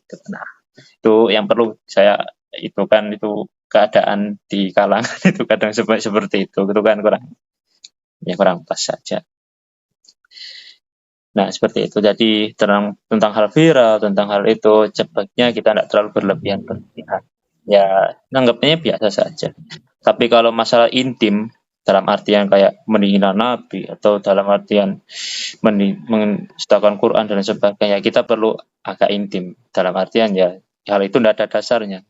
Kita harusnya kan ya bagaimana bersikap dengan Rasulullah kan seperti itu. Bagaimana bersikap dengan Al-Quran kan seperti itu. Bagaimana kita bersikap dengan agama ini kan seperti itu. Ya, jadi seperti itu, sehingga kita bisa saling membangun. Nah, kayak gini, saya itu lihat statement orang itu menarik. Diibaratkan kayak kita itu bangun rumah, banyak kuli dan sebagainya. Kalau kulinya hanya ikut pendapat ini, pendapat itu, tidak ikut mandornya, saling bangun sendiri, rumah itu jadinya seperti apa? Nanti rumah ada yang pintunya waktunya di depan, ada samping, depan, kiri, belakang, kanan, di bawah ada pintunya, di atas ada pintunya, kan ya lucu. Kayak kita ingin bangun sesuatu, ya kita saling membangun, sehingga saling bekerja sama dalam membangun, sehingga jadilah rumah itu, jadilah sebuah bangunan itu. Tapi kalau saling karena inginnya itu berlebihan tadi, ngotot, saya ingin pokoknya pintunya ada di atas lu. Jadi rumah kan aneh. Saya ingin pondasinya itu tidak pakai tanah pokoknya, pakai semen aja, nggak ada cukup dana pokoknya, lu kacau, nggak jadi bangunan rumah. Saling ikut pendapat ini, saling ikut pendapat ini, serang ini, kulinya nggak jadi bangun tapi saling serang, nggak jadi bangun rumah, saling serang. Nah itu kalau kita itu saling serang, saling gini, waktu kita habis di situ, eman kan. Juga nanti kalau sudah menang, apa yang kita dapat? Ya biasa-biasa saja, nggak ada ya populer ya biasa, orang malah itu ya biasa. Tapi kalau kita saling membangun, pasti sedikit demi sedikit jadi nanti tembok, jadi nanti pintu, jadi nanti gawangan, jadi nanti pondasi, jadi gentengnya, jadi rumah. Ya seperti itu gambaran Rasulullah, gambaran untuk bagaimana membangun Madinatul Munawwarah, itu saling dukung. Meskipun dari sedikit mendukung sekali, tapi nggak saling gini. Nah, gitu. Itu pendapatnya. Semoga kajian ini salah satunya itu inginnya kita membangun, bukan saling sepak sana sepak sini. Dan tentunya kita jangan fanatik. Tentunya seperti itu. Kita di sini tidak mengharapkan kefanatikan, tapi meskipun di kajian ini kita mengkaji banyak hal, silakan buka kajian yang lain juga, buka referensi yang lain juga, silakan dikaji juga, monggo silakan untuk menyampaikan, utarakan pendapatnya kalau memang ingin diutarakan dan ingin ditabayunkan dan didiskusikan dengan kajian kita ini. Kita sangat terbuka sekali. Tapi kalau ngotot dan doktrin terlalu berlebihan dan merasa dirinya paling benar dan menyalahkan yang lain sampai berlebihan tidak terjadi satu kali, berarti itu sudah doktrin berlebihan. Tentunya di sini tidak diperkenankan hal seperti itu karena kita tidak sesuai dengan tujuan visi tadi yang saya jelaskan tadi. Bagaimana kita inginnya itu membangun, bukan saling doktrin-doktrinan. Habis nanti waktu kita buat itu kan eman. Buat apa itu, sudah jangan seperti itu lagi kita. Nah, seperti itu nih. Jadi itulah kita. Nah, sekarang sudah mau jam 10, kita akhiri saja nih untuk kajian dan pertemuan hari ini. Tentunya semoga kita dapat ambil manfaat, semoga Allah memberkahi kita dapat ambil hikmahnya dan juga kita jadikan pelajaran hidup kita sehari-harinya. Tentunya seperti biasa, insya Allah akan ada undangan. Jadwalkan 1 minggu sekali, insya Allah hari Sabtu atau Minggu atau Senin nanti akan ada undangannya tentunya. Sebelum kita tutup, marilah kita doakan saudara-saudara kita, semua kerabat-kerabat kita yang lagi kesusahan, yang lagi sedang berjuang, yang lagi sedang sakit, yang lagi sedang ada berapa banyak masalah dan sebagainya. Semoga Allah berikan ketabahan di hati mereka. Semoga Allah berikan kekuatan di hati mereka agar mereka bisa menuntaskan segala urusan mereka dan mereka bisa jadi orang yang lebih baik dan takwa sama Allah Subhanahu wa taala. Amin. Ilaihimul al-Fatihah. A'udzu billahi minasyaitonir rajim. Iyyaka na'budu wa iyyaka nasta'in. Shiratal mustaqim. Shiratal ladzina an'amta 'alaihim ghairil maghdubi 'alaihim waladdallin. Amin amin ya rabbal alamin. Alhamdulillahirabbil alamin. Semoga dengan kajian ini dengan ditutup dengan Al-Fatihah tadi, Allah memberikan keberkahan dan jalan terus bagi kita untuk jadi orang dan termasuk golongan orang yang istiqomah dan berakhir husnul khotimah. Sekian dari saya tutup kajian ini. Semoga bermanfaat. Yang salah dari saya sendiri, yang benar dari Allah. Assalamualaikum warahmatullahi wabarakatuh. Waalaikumsalam warahmatullahi wabarakatuh.